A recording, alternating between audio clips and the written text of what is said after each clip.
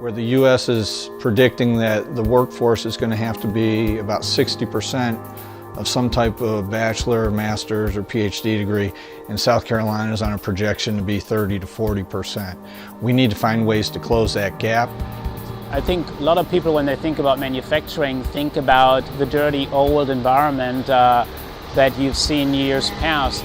If you look around BMW or other advanced manufacturing companies, you see very clean, very high-tech environments. If we want to compete with the rest of the world, we really need to be creative about automation technologies, where it's really a whole new environment with a different skill set. And that's really where we are driving our associates and where the future job pipeline needs to go.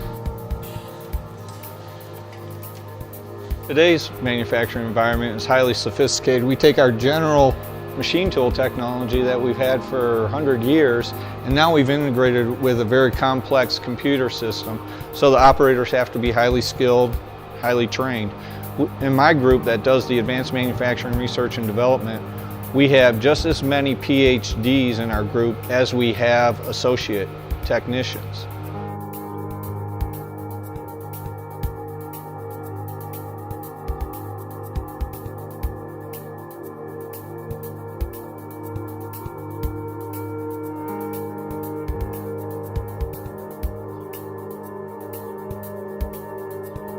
If you consider 10-hour shifts that we often run, plus often overtime, it's very difficult for somebody to really attend a typical type environment where it's instructor-led or classroom-led only. The person also can't really quit their job because they have a family to feed. So really, I think this idea of blended or fully online learning programs is a wonderful additional opportunity that will work well for the working adult.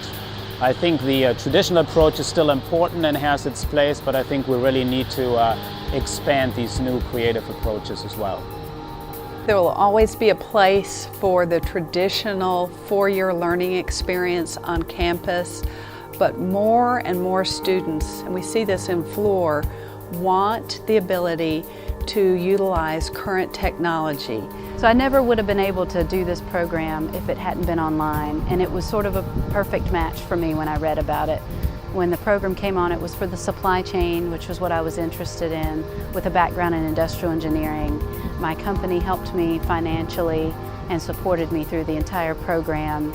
And being online and being 10 classes, I was able to do it and still be a single mom and still take a promotion as a manager. As we look at learning on demand, we at Fluor are looking at ways that we can offer more of that to our employees through mobile devices. And four-year institutions in South Carolina can help us with that by providing more open source learning and the capability to access that learning through mobile devices. Our manufacturing engineers are expected to be on the job 8 hours a day working on getting product out the door. So the need for online learning or distance learning is critical if they are going to continue to advance their careers and enhance their livelihood.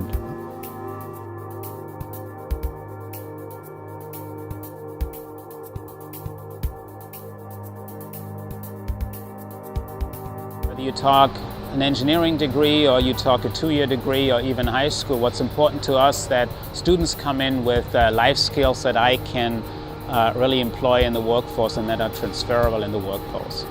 So often we think only about math and science, but equally important, we need to think about teamwork skills, problem-solving skills, interpersonal skills. At the end of the day, that's what we need in the workplace, in addition to some of the typical academics that people think about.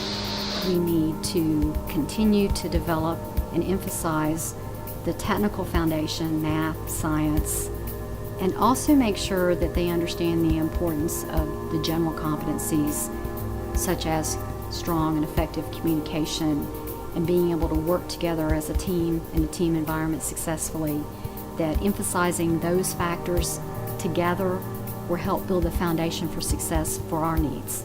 I had recently from two different middle schools, a whole group of teachers here, and the majority of them had never seen an environment like BMW. And I think the more they understand the environment and what we are looking for, the better they can translate that into the classroom with their students.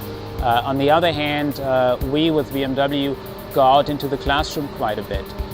It gives us a better perspective of maybe where the kids stand and what the students would like to hear, and how we can bring more information into the classroom from the industry side to really educate the students what the careers are that are out there, and also what the skill sets are that we are looking for. Fluor is a global company, a truly global company. We hear this all the time, but our employees are working in the jungles of Indonesia. They are working at 14,000 feet on top of mountains in Chile.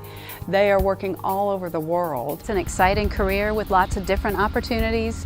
You can make it anything you want. It can be a domestic assignment. You can travel internationally. Get as much education as you can and get as much work experience and absorb it. And it is an exciting, cutting-edge career. There are a diversity of different needs. In other words, if you start at the worker level, the person building the car, actually in many instances a high school degree might be sufficient, plus some additional credentials.